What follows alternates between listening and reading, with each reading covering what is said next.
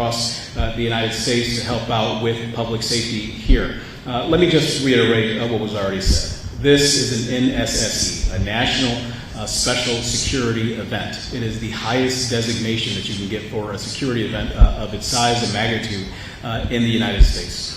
We have that designation and we'll continue to work to make sure that public safety is tantamount here in this community. With that in mind, I'll take the opportunity to pass it over to the Chief of the Milwaukee Police Department, Chief Jeffrey Norman. Thank you, Mayor Johnson. 18 months. 18 months these plans have been put into place in regards to what we're going to have for this event. This is a collaboration between federal, state, local, but beyond just from a law enforcement community, this is a collaboration between our elected leaders from both local, state, and also national. But also we have engaged community. We have workings with our community members in regards to ensuring the safety of this event. While we cannot talk about the operational plans, I can say from the CEO of the Milwaukee Police Department, this local police department here, I'm very comfortable in regards to the plans that we have made together. Not in silos, not where we're just kind of going over peruse, actual planning together. As you can see in regards to my fire side, also from the county side in regards to the type of collaboration. The collaboration is real. As the mayor said, this is a national special security event. Can't get any higher than that in regards to that particular type of designation. And so I just want to reassure not only our community, the greater community, those involved at the convention, but also in our city. We got this. We got this. Thank you. With that, we're going to move into a brief Q&A. Please just place a hand up. We'll call on you. Please wait your turn. One question, one follow-up. Name your name and outlet beforehand. And we'll get through as many as we can before we have to head out here, okay? So we're going to start right here, down the left, black t-shirt. Shimon Lopez from CNN, Secret Service. I don't understand why it is that you had one of the most significant events in the Secret Service's history occurred yesterday, and no one from the Secret Service has publicly decided to take questions about what happened. You had the FBI today openly giving us an on-the-record briefing about their investigation, but yet we still have not heard from anyone from the Secret Service about what happened, about what the agency knew, about the lead up into the event concerning security. And I just don't understand how anyone would think that that's okay. So my role in the Secret Service is the RNC coordinator, so that is my purview. Any questions regarding yesterday's event can be directed to our Public Affairs Office out of DC. Right, I understand that, but this is the first time that anyone from the Secret Service has publicly even spoken to me since this happened. There was a press conference last night that the Secret Service was not active. That all the state officials and the FBI was there. We have the Secret Service as an absent as a result, and it just raises all sorts of questions about why the Secret Service is not willing to answer questions.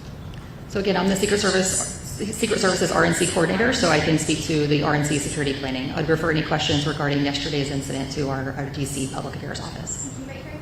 Yes, ma'am. Mark Meredith of Fox News. I'm curious, obviously you don't want to talk about what happened in Pennsylvania. Have you had to change your security posture at all here? And if so, how? Is it a small percent change? Is it looking at over everything once again? And then the follow-up question would be, to get to this point today, or do you feel like more work needs to be done? So as Mayor Johnson and Chief mentioned, this is a national special security event. That designation is the highest level of security designation that the federal government can determine.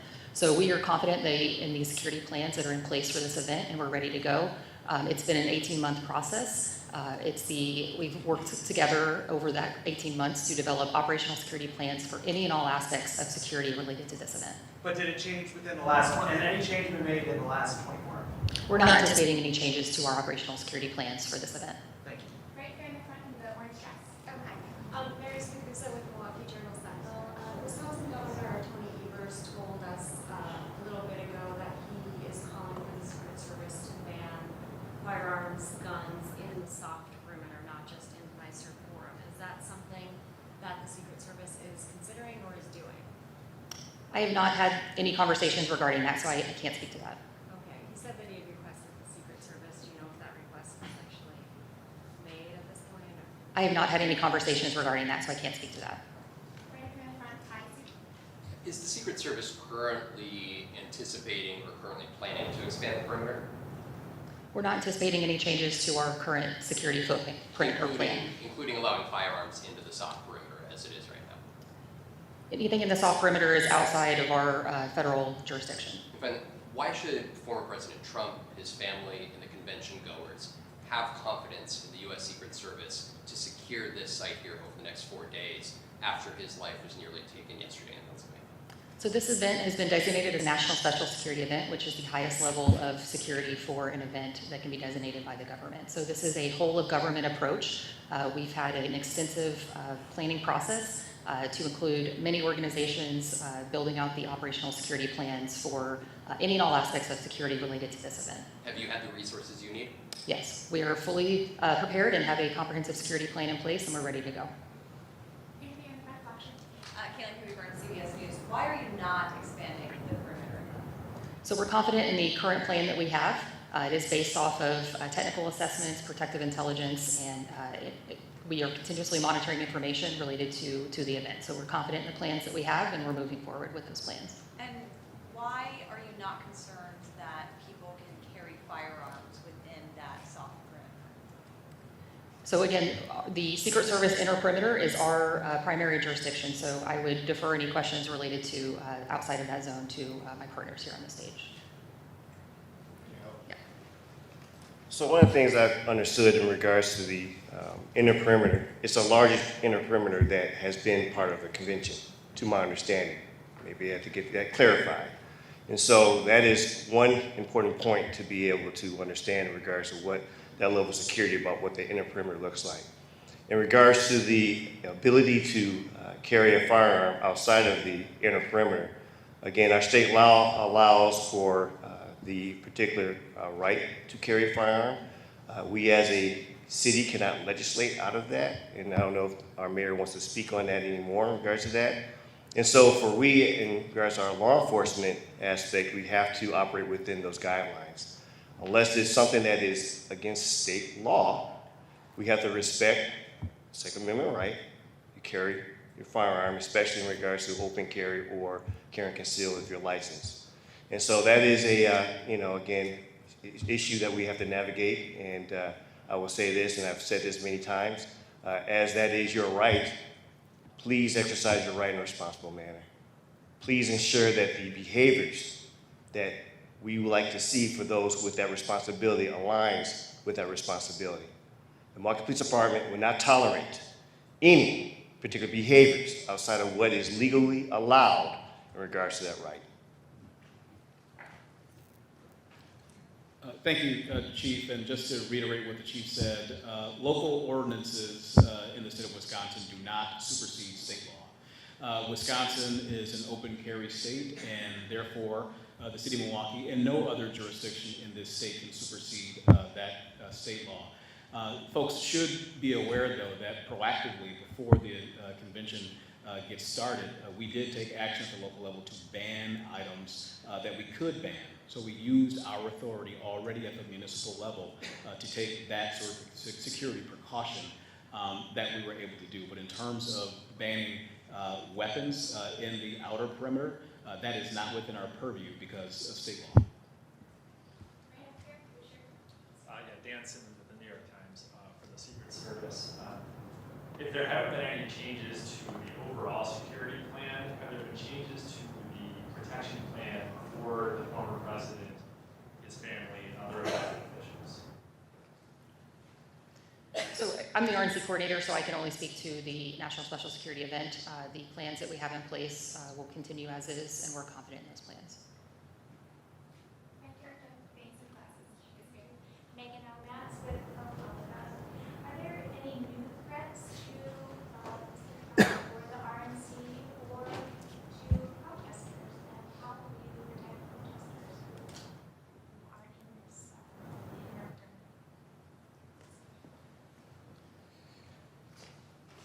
Good afternoon, ladies and gentlemen. I'm Michael Hensel. I'm the special agent in charge of the FBI for the state of Wisconsin. For your first question, The men and women of the FBI in the state of Wisconsin who work in our 6 offices, along with the assistance of our 56 field offices across the United States, and our domestic and international federal partners, have worked over the last 18 months to take information in, intelligence in, evaluate that information, and then disseminate it to both our state and local partners to address any threats. Currently, there are no known articulated threats against the RNC or anyone visiting the RNC. That's important because we also need the help of the public. If they see something during this time or feel uncomfortable with something, please let us know. Let your local law enforcement agencies know, or the FBI. 1-800 call the FBI. Can I just follow up? Sorry. We're going to go ahead and make sure the other questions. I just have for him. Did you have a follow-up? Next question? Right back there. Hi, before the ABC, for the Secret Service, just to be clear, did you or did you not make changes to the security plan based on the events of yesterday? There have been no changes to our current operational security plans for this event. Why not, given the fact the former president was the assassination? So again, this event is designated as a national special security event, so it is an 18-month process that involves all levels of government that are contributing to the operational security plans for this event. So we have an operational security plan that's built out for every area of responsibility related to any and all aspects of security related to this event.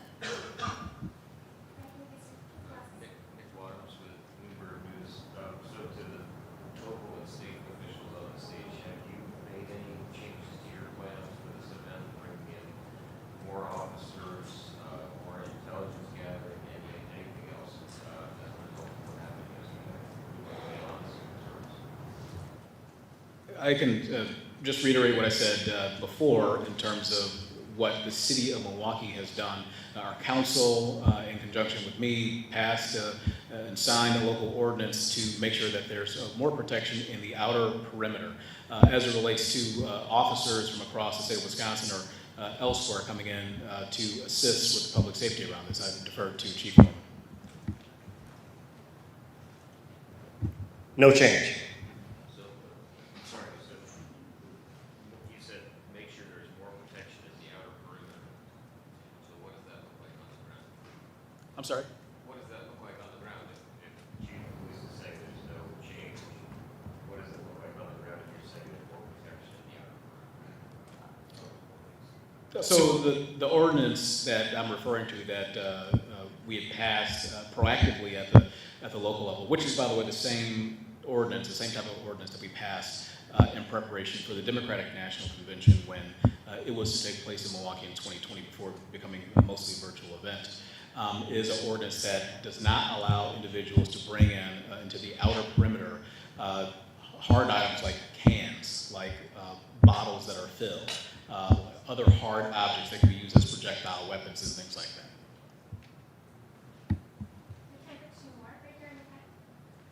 I just want to follow up something else set up here. You said that there was no threats at the moment, there were no concerns, but I would imagine that was what Secret Service and law enforcement thought yesterday as well. Are there changes to who you think or what you think the threat actors are, and are there any worries of copycats in this? So as I said, there's no specific articulated threat to the RNC or any specific individual attending. As you'd expect, after the event yesterday, we've seen an uptick in social media chatter, people talking about what happened, and we, as the leads for all intelligence matters related to the RNC, the FBI, we evaluate all of that to make sure that if it trends into criminal activity or threat-based information, we evaluate that and again disseminate it out to our federal and state partners for action. Can I just follow up on We that? have time for one more, so I was reaching out to you right there in the back. Hi, there's Sam Mayor with Fox in Milwaukee. We've heard from delegates, we've heard from visitors about a level of fear following what happened yesterday. Beyond the fact that you guys have planned for this for 18 months, what's your message to them about safety and security? So I'll take that on. As we talk about these particular type of plans, especially in regards to what we've seen across the nation and what we're doing here, I don't know if we're comparing events in the same manner. What we've seen in regards to the past are, again, rallies or town halls. They don't receive the same level of support this event receives. And that's maybe hard to kind of wrap around in regards to the type of resources being invested in this particular community. Again, we cannot talk about the operations of it, but as a leader in this community, I've seen the work. We work together, again, not only from the standpoint of the federal level, but again, my local partners, and seeing that type of investment in regards to what is being done. We are planning as much as we can plan in regards to what we know, and we're looking for what we don't know, but we are planned and actually ready with the resources. This is our community too. And looking at it from the standpoint of, I want to make sure that they understand we see you, we understand this is something of a concern, and we are ensuring that we're going to put the proper effort, the proper type of communication, which is why in this particular forum is why we're having it, to ensure that there is a communication from this collective group.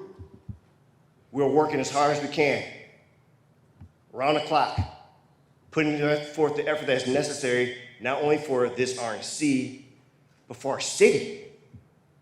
As the chief executive of our police department here, it is important that we are also understanding the concern in our city. So this is for those who are attending the RNC, but we are taking care of this city, period. Will you be doing daily updates, or how will we get information? Have you been able to talk with Director Cheadle? Have you talked with Director Cheadle? Why isn't she here? Have you talked with Director